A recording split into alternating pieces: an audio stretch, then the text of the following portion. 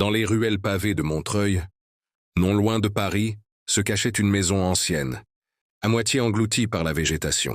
On l'appelait la maison de verre, car une serre monumentale y tenait lieu de salon, baignée de lumière et de mystère. Peu de gens s'en approchaient. On racontait qu'elle appartenait à une femme énigmatique, Madame Héloïse d'Harcourt, une ancienne cantatrice qui avait disparu de la scène du jour au lendemain, il y a plus de 20 ans. Un jour d'automne, Clément, un jeune journaliste curieux et romantique, décida de percer le mystère. Il avait entendu des rumeurs.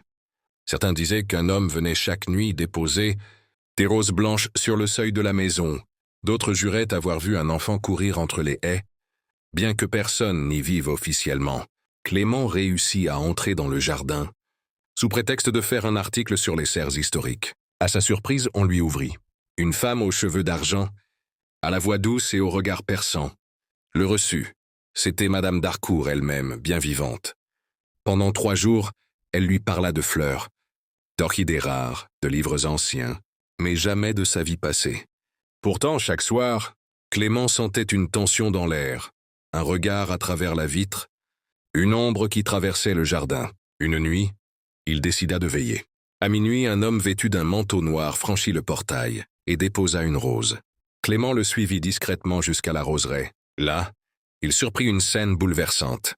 Héloïse et l'homme se retrouvaient, les yeux brillants de larmes, comme 2 âmes qui s'étaient attendues toute une vie. Le lendemain, Héloïse raconta toute l'histoire à Clément.